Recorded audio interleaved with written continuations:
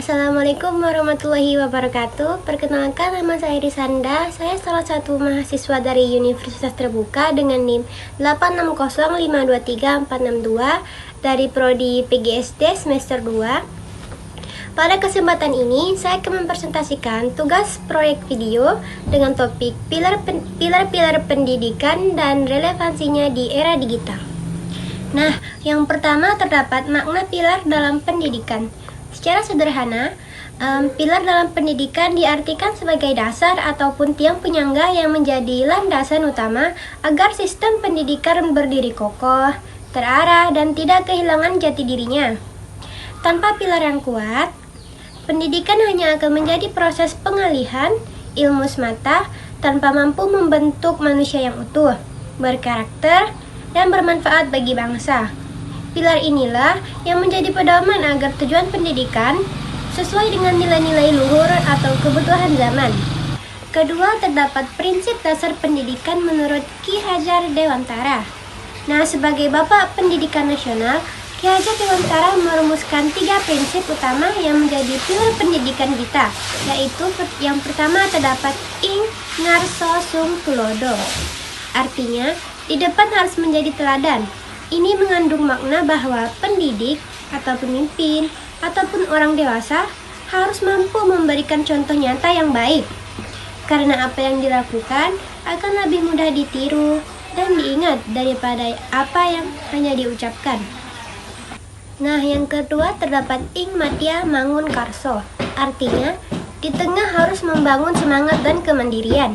Pendidik tidak hanya memberi, tetapi juga menumbuhkan inisiatif, kreativitas, dan keinginan untuk belajar serta berkembang diri dalam peserta didik.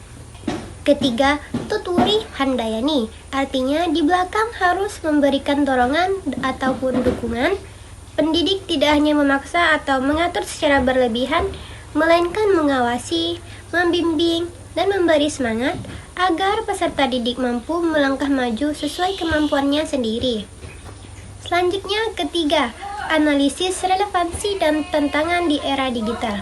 Prinsip-prinsip ini sangat relevan, namun penerapannya menghadapi tantangan baru di era digital saat ini. Pertama, ing ngarso sung telodo. Di era media sosial dan pembelajaran daring, guru tidak hanya menjadi teladan di dalam kelas, tetapi juga di ruangnya. Tantangannya banyak informasi, salah satu perilaku kurang baik yang mudah diakses anak-anak. Oleh karena itu, pendidik harus mampu menjadi teladan dalam penggunaan teknologi, cara berpikir kritis, dan sikap yang santun di dunia digital. Contohnya, guru tidak hanya mengajar materi, tetapi juga menunjukkan cara memilah informasi yang tepat dan benar dan menghindari penyebaran berita bohong. Kedua, ing matia mangun karso. Teknologi memberikan banyak kemudahan belajar seperti akses materi dari mana saja. Tantangannya, jika tidak diarahkan, peserta didik hanya akan menjadi pengguna pasif, tidak kreatif, dan mudah bosan. Penerapan prinsip ini berarti guru harus merancang pembelajaran yang aktif, misalnya memberi tugas membuat konten edukasi, proyek kolaborasi secara daring, atau mencari solusi masalah yang nyata dengan bantuan teknologi.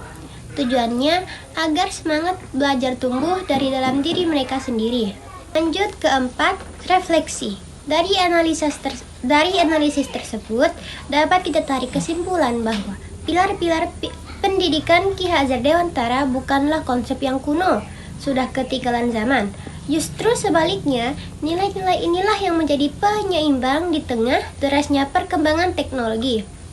Teknologi adalah alat, tetapi karakter dan cara kita menggunakan alat itulah yang menentukan hasilnya.